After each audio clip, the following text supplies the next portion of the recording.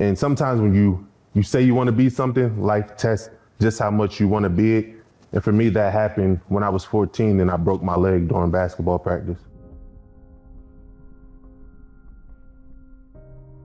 I'm not the first person who suffered a big injury during sports. And if they were able to overcome that and still become that professional athlete, then I felt as though I wasn't any different. And the worst thing I can do is actually try. And if it didn't happen, then I would be okay with it. But I couldn't settle with knowing that I never tried to see if I can overcome. Did you see other people either before college, in college, or in the NFL that were broken by what they went through, like whatever injury that they sustained, just not be able to overcome it?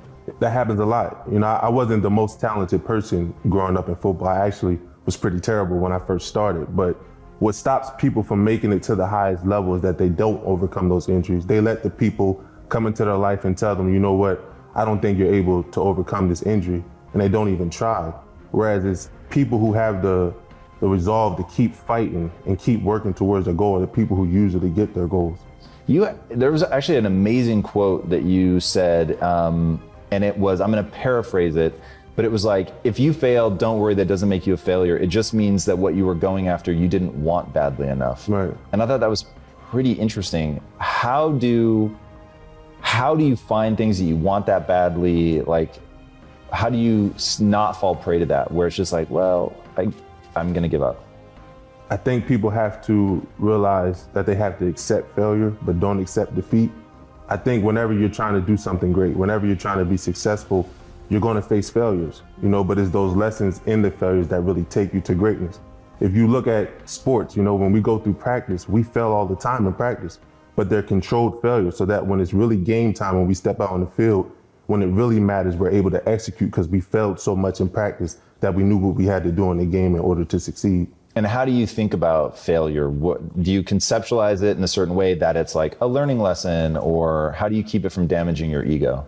It hurts. Don't get it, no doubt about it. Failure definitely hurts. But the way that you're able to overcome those failures is say, you know what? I failed because of this reason. I'm going to take these lessons. I'm not going to focus on me failing, but I'm going to take the lessons in the failure so that when I move on and I try to do something new, that I already have the equipment or the lessons in order to succeed the next time around. So one thing that I like to ask guests, regardless of what I know about their kids, obviously I know a lot about Leah and the story of her going through the cancer. And one of the things that I found so interesting was that you couldn't fight the battle for her. She had to fight it herself. Mm-hmm. But you had made the decision that you were going to teach her how to fight. So one, how did you think about what you call the playbook? Like, how did you come up with the playbook? And what were the lessons, and what's it like teaching those to a kid? So I came up with the playbook because going into my third year at the NFL, I sat down with the reporter and he had asked me a lot of questions, but the one question that stuck out to me was he had asked me, you've been the top dog your whole career playing sports. So what is it like to have to fight for your spot now in the NFL?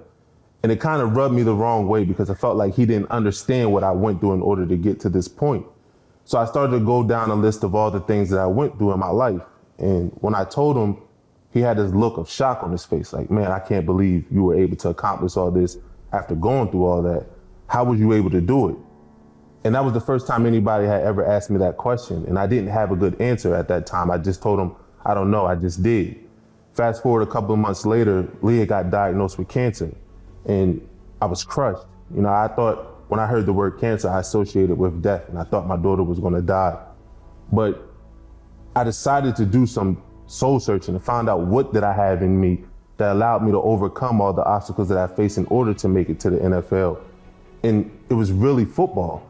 I've been playing football since I was 13, and it had been conditioning me my whole life without me knowing on how to overcome adversity, how to overcome obstacles.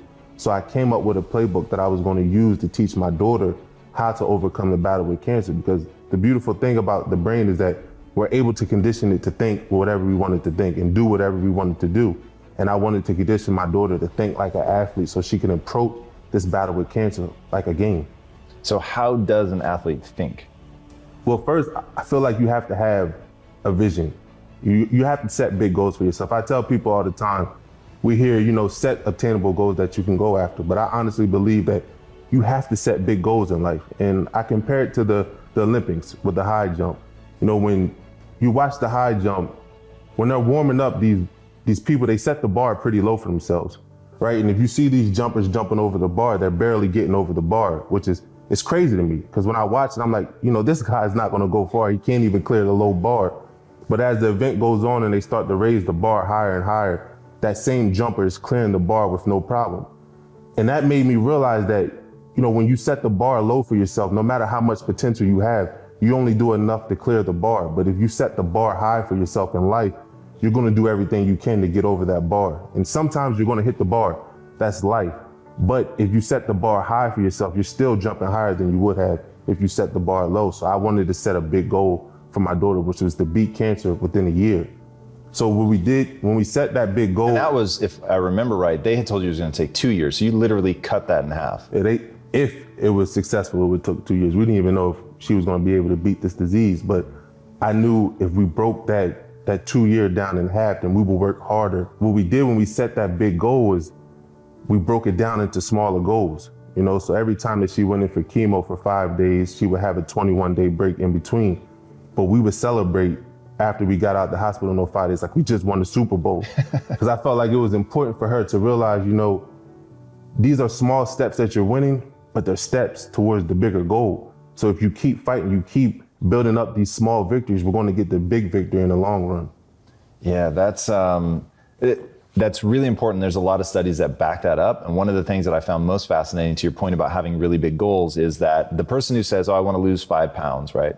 Their rate of failure is astronomical. And it's like 10 times worse than somebody who says, I'm going to go from morbidly obese to having 6-pack abs. Right. And you would think, how is that possible? But it's because people get excited. It's something that gets you amped up, which gives you that energy to keep pushing. Mm-hmm. Going back to your earlier quote about, if you fail, don't worry, it doesn't make you a failure. You just weren't excited enough about the thing that you were chasing.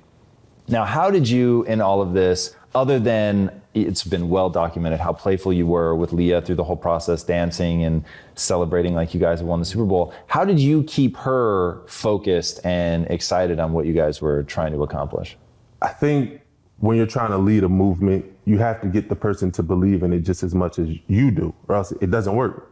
You know, so what I did with Leah is I made sure that she pictured herself being a cancer survivor before she actually was. And, you know, the interesting thing is I went to San Quentin prison a couple of weeks ago where I visited with some of the inmates. And one of the inmates had asked me, you know, how do you hold on to hope during dark times? Because he had been locked up since he was 18 and he got 54 years to life. And I was telling him that if you ever wanted to leave the prison, you first had to let your mind leave it first. Like, you may be trapped here physically, but once you get your mind out of it, you'll start to act a certain way. You'll start to do the things you need to do in order to get out of here. So what I did with Leah is I made sure that she saw that she was a cancer survivor. I made her wear the shirts.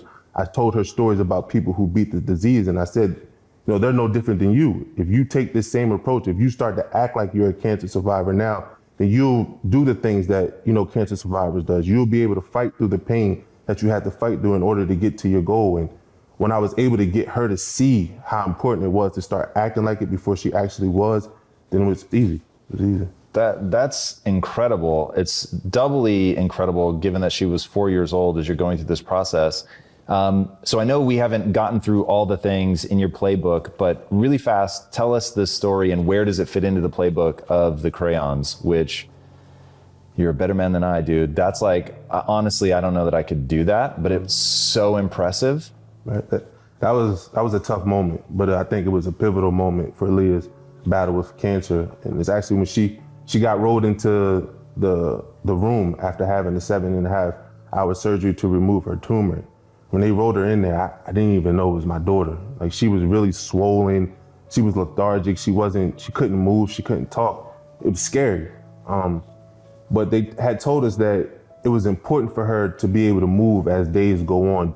And I remember it was probably a day after her surgery or 2 days after her surgery. And at the end of her bed, there was a table with a coloring book and crayons. And she had just started opening her eyes and talking, and she had asked me if I could pass her the crayons so that she can color. And, you know, I jumped right up and told her, yeah, I'll get the crayons for you. But when I went to reach for the crayons, something stopped me. and was like, you can't do this. You're taking away from her moment. Like, this is the beginning of her fight with cancer, and she has to realize that she's strong enough to overcome whatever she's going through. So I sat back on the couch in the hospital room, and I told her, you know, I could get these crayons for you, but you have to get them yourself. You have to prove to yourself that you're capable of overcoming the pain that you're going through right now. And she gave me this crazy look, like she was mad at me, like, you didn't know I just went through a 7-hour surgery. But I didn't care because I knew this was her moment. So she started to sit up in the bed and she reached out for the crayons. She failed, and she fell back onto her pillow, and you can see just the look of disappointment in her face, you know. And at that moment, I kept questioning myself, is this the right time to push her? Like, just get the crayons for her. We'll try it another day. We'll try it tomorrow. But as you know, tomorrow is the worst word in the book, in the world, because tomorrow can never come. It can always go to the next day. So I said, no, we're going to do this right now. And I told her, come on, you can do this. Just try it again. Just try harder than you did the first time. And I promise you, you're going to get it. So she sits up and she starts reaching for the crayons again. And we're probably at the 2-3 minute mark now, her just trying to reach for the crayon.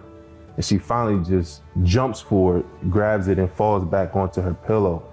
And the look on her face of just excitement and overcoming and knowing that she was strong enough, I think was just the mentality that she took through the rest of her fight, knowing that, you know, I may be in pain right now, but I'm strong enough to overcome this. I grew up in the type of city where all it is drugs and violence.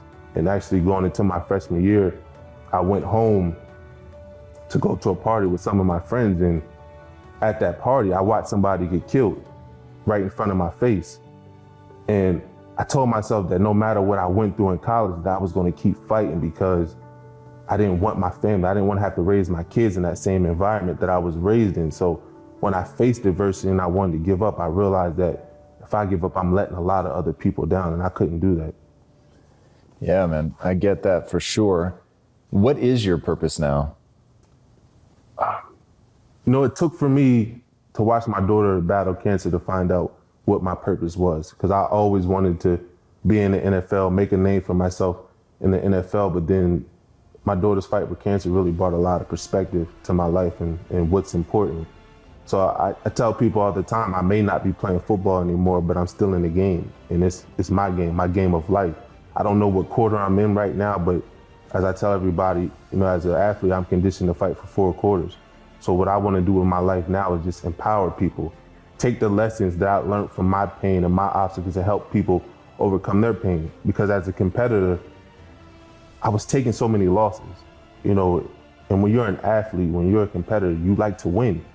And the way I looked at life is, if I'm able to take these lessons and help people change their life, then I'm going to win overall, because the more obstacles I face, the more lessons I learn, the more content I have in order to share with people. So I'm just looking to win the game of life.